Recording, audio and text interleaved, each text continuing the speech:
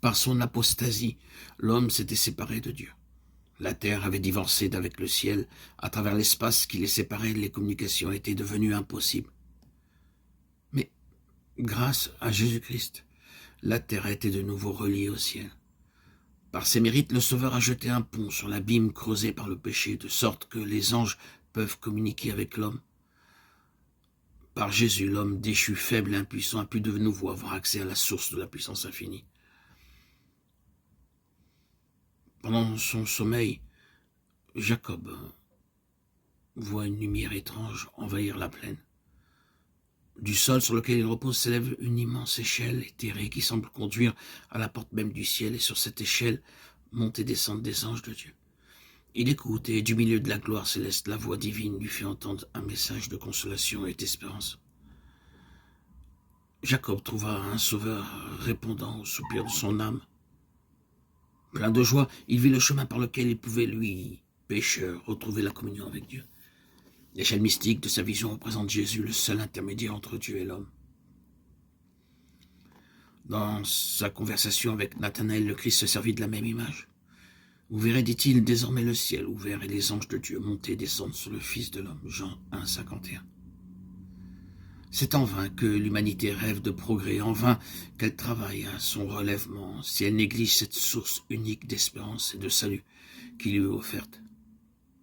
Toute grâce excellente et tout don parfait procède de Dieu. Jacques 1, 17. Il n'y a pas hors de lui de véritable excellence de caractère. Et le seul chemin qui mène à Dieu, c'est Jésus-Christ.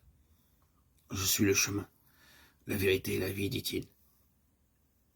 Nul ne vient au Père que par moi. Jean 14, 6. Le cœur de Dieu déborde pour les enfants des hommes d'un amour plus fort que la mort. En sacrifiant son Fils, il a abandonné tout le ciel en notre faveur. La vie, la mort et la médiation du Sauveur. Le ministère des anges, les appels de l'Esprit, le Père agissant au-dessus de tous et par le moyen de tous. L'intérêt incessant des êtres célestes. Tout est mis en œuvre en vue de notre rédemption. Ah, arrêtons nos regards sur le prodigieux sacrifice consommé pour nous. Essayons de nous rendre compte de la somme d'énergie et de labeur que dépense le ciel en vue de ramener les égarés à la maison de Dieu. Des mobiles plus forts et des agents plus puissants n'auraient jamais pu être mis en activité. La récompense inouïe, réservée à ceux qui font le bien, les jouissances du ciel, la compagnie des anges, la communion et l'amour de Dieu et de son Fils, le perfectionnement et le développement de toutes nos facultés à travers les siècles éternels. Ne sont-ce pas là des encouragements suffisants pour rendre à notre Créateur et Rédempteur le service affectueux de nos cœurs?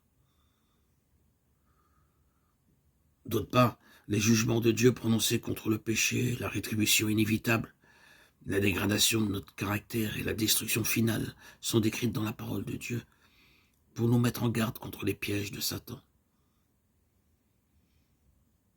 Ne nous inclinerons-nous pas humblement devant la miséricorde de Dieu? Qu'aurait-il pu faire de plus pour nous? Entrons en rapport avec celui qui nous a aimés d'un amour incommensurable. Profitons de l'occasion qui nous est offerte afin d'être transformés à l'image du Sauveur et de rentrer dans la société des anges, ainsi que dans la faveur et la communion du Père et du Fils.